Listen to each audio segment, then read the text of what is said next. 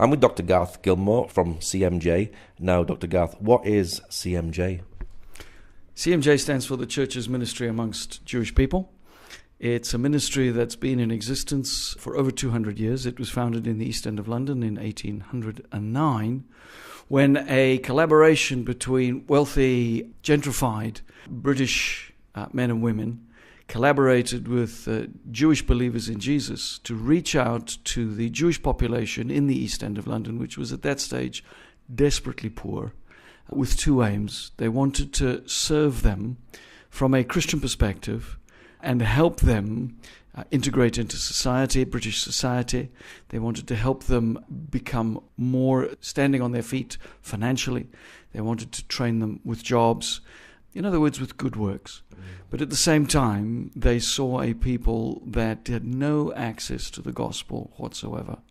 And they had compassion for them and wanted to take the gospel to them as well. So that's how CMJ started. It was called the London Jews Society back in those days. And it's been now in existence for over 200 years. So there's quite a rich history, but how did they actually come here to Israel? Well, it's a good question. In 1825, a doctor came over here under the auspices of the ministry, associated with the ministry, in order to reach the people living inside the ancient walled city of Jerusalem, which at that stage was entirely confined within the walls of Jerusalem and was a place of very poor sanitation and lots of disease. And he was joined in January 1826 by a young missionary sent from London by CMJ called John Nicolaisen. He was actually Danish, but had been recruited by CMJ and had a call to take the gospel to Jewish people. Unfortunately, within a month of Nicolaisen arriving, the doctor was dead. He contracted the plague, which was well known here. About 1/3 of the population of the city contracted this illness every year, and many of them died. And Nicolaisen did the only sensible thing, being a stranger in a land where he didn't speak the languages, didn't know the people, and had no contacts. He left. But in 1833, 8 years later, the circumstances were such that he was able to return as a British citizen, and he purchased a piece of land just inside the Jaffa Gate in the old city on the slopes of Mount Zion, and he built the first Protestant evangelical church in the Middle East there, Christ Church, which is still there today. Would this be under the Turkish Ottoman Empire? This was during the Ottoman period. Yes, in fact, this is many decades before the start of the Zionist movement. The Zionist movement officially started in 1882, and so this is the 1830s. So we're talking about 50 years before the beginning of the Zionist movement. And CMJ was here with that twofold outreach, good works and evangelism. And so one of the things that Nicolaisen saw, which his colleague from 10 years before had seen as well in the 20s, was that this was a place that was desperately needing modern medical treatment, such as we understand today, modern being as good as you could get back in the 1830s. And so CMJ pioneered modern medical treatment in Jerusalem. We built the first clinic in the grounds of Christ Church as it is today. Later on, we moved and purchased a plot of land about 1 kilometer up the road. There wasn't a road in those days, but 1 kilometer up what became Prophet Street towards the west, and built a purpose-built clinic at the entrance to modern Jerusalem, Western Jerusalem, as it was in the 1860s. And in the 1890s, that clinic was then dismantled and a fully fledged hospital was built on the site and became the first modern hospital in Jerusalem. So we pioneered modern medical treatment and provision of medical care in Jerusalem. In fact, it's very interesting because within 30 years of us building our hospital in Prophet Street, it was the first proper hospital in Jerusalem. The Jewish community, the Jewish Yeshuv, was somewhat scandalized by the fact that if one of their community wanted proper medical treatment, the only place they could go was to the Christians. And some in the community were especially unhappy about this and made it clear that it was better even perhaps to pay the consequences of not getting treatment than to get treated by the Christians. But their ire was also laid at the foot of Jewish millionaires who were investing in the country at that stage. And so within something like 30 years, 9 other hospitals were built along that same street, all Jewish hospitals.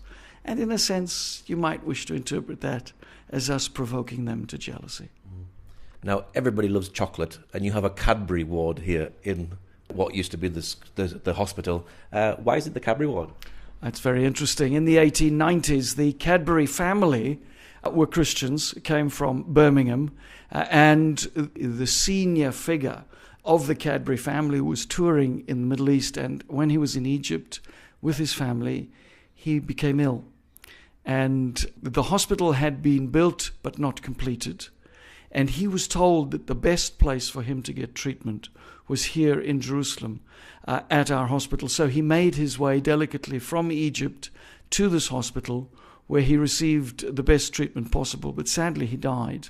And subsequently, to honor the hospital and thank the doctors, the family created an endowment which paid for the building of a ward in memory of their father, and also paid for the construction of the doctor's house, which forms one wing of the hospital and is part of the school today. And in fact, where the director of the school that has replaced the hospital lives today. Were there many Jews living here in Jerusalem at that time? Well, at that time, it's difficult to know throughout the 19th century. But by the 1860s, figures start to emerge which appear to be reliable. Not only did the Ottoman Turks conduct a survey themselves, a census, but various consular organizations and visitors also counted the number of people in Jerusalem. The general consensus, including, I dare say, the French consul and the British consul. And the general consensus is that there were about 15,500 people living in Jerusalem in the early 1860s. About 8,000 of them were Jewish. So there was a Jewish majority in the 1860s, 20 years before the official founding of Zionism. The Arab population, which formed the other half, or just under half, was divided roughly equally between Muslims and Christians. And the majority of Christians were of the Orthodox persuasion. So those are the figures in early 1860s. It's very, very interesting to see what happened in 1900, which is 18 years after the founding of Zionism. Because Jerusalem became clearly a hub for immigration, not just from abroad, and Jewish immigrants coming from Eastern Europe, for example, where they were escaping pogroms, and immigrating to the land as part of the Zionist movement, rather than traveling, as many more of them did, across Europe and to the United States. But in 1900, the official Ottoman census figures show that there were 55,000 people living in Jerusalem, of whom just under 60% were Jews and just over 40% were Arabs. So in terms of the proportions, there's virtually no change in those nearly 40 years of massive immigration. It shows that the immigration came from both sides, both communities, Arabs and Jews. Wow, amazing. Now, it was a hospital, and today it is a school. Tell us a little bit about the Anglican school. The Anglican school. Well, the other thing that CMJ did in the 19th century in terms of reaching out with good works to the local Jewish community was education. And in addition to health and medical care, it was education. And among the things we did was open a girls' school at Christ Church in the mid-19th century. The second Bishop of Jerusalem, Samuel Gobat, was a great educator. He opened boys' schools all over the country, over 50 of them, including one at Christ Church. But he did something unprecedented. He opened a girls' school in Jerusalem. And it should be stated that at that stage, school education for Jewish girls was simply not part of most Jewish people's tradition who lived in Jerusalem. And the records that we have in our archives are fascinating because they show how wealthy Jewish families across the Middle East, from Baghdad to Damascus to Alexandria, sent their daughters to Christ Church in Jerusalem to get a good Jewish education for their daughters. And it was a remarkable time. We had this incredible privilege of training up these young women many of whom later became influential or married influentially into important Jewish families. And so we had this tremendous privilege of doing that. These two schools continued through into the 20th century, on into the British Mandate. And eventually, in the 1950s, they combined at the hospital, as was then. They had an area of the hospital which was reserved for the school. I should say that in 1948, during the War of Independence here in Israel, the Hadassah Hospital Organization, which was the Jewish hospital group in what became Israel, took over our hospital and turned it during the war into a war hospital, a military hospital, and after the war it became the main maternity hospital in Jerusalem until 1962, when we received it back from the Hadassah organization. And at that time, the Anglican school was founded in 1962 as a formal institution occupying the whole of the premises. Is it important to have a Christian presence and a Christian school here today in Jerusalem? Well, it's interesting. I think that the reason the school was founded was that we were approached by the Israeli government, as was in the 1950s, because there were a number of Christian organizations that wanted to send people to work with the new state of Israel. But these families that were coming wanted to know if there'd be a Christian education as opposed to an Israeli Jewish education for their children. And we were approached by the Israeli government to ask if we could provide that education. So that was one of the reasons we decided to start the school as it is today. And so yes, it is absolutely, because there is in Jerusalem, inevitably, there will always be a Christian population to serve. But today, the school stands as an institution which serves a wide variety of different communities in Jerusalem that don't find a home in the country's own national education system. So we serve church people, missionary kids, if you like, Christian kids, priests' kids.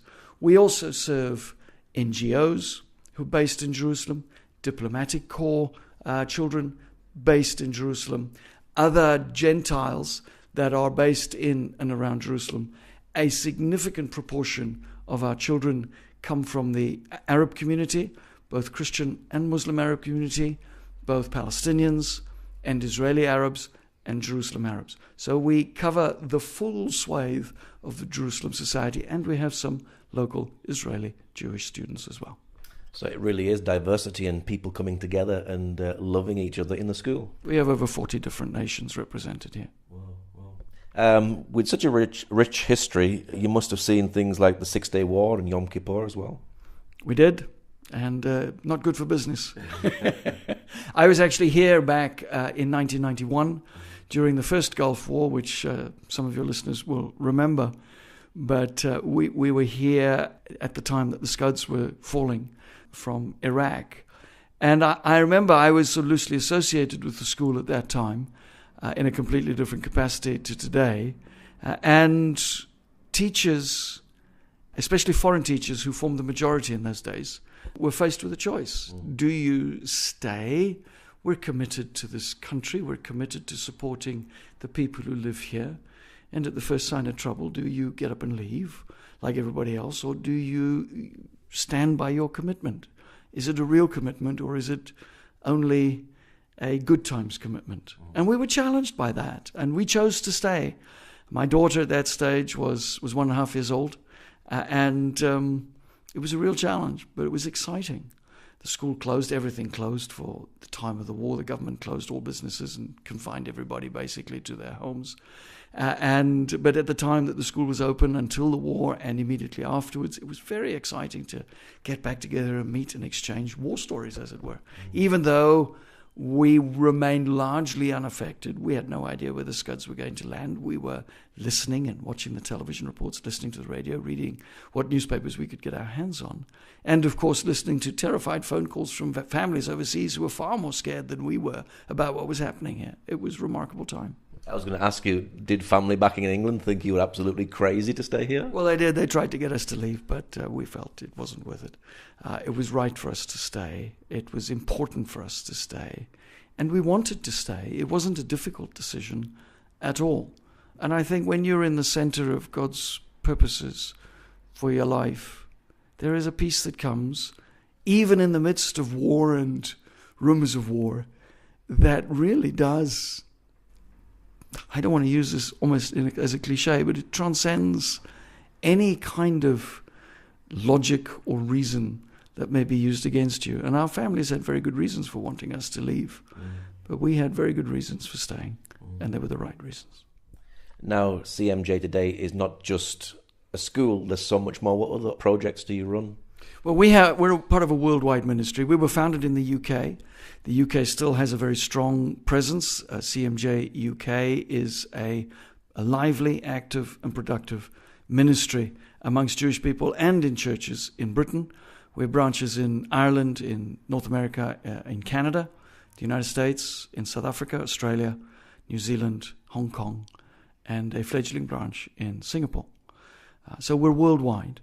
Here in Israel, we have a diversity of ministries, you're right.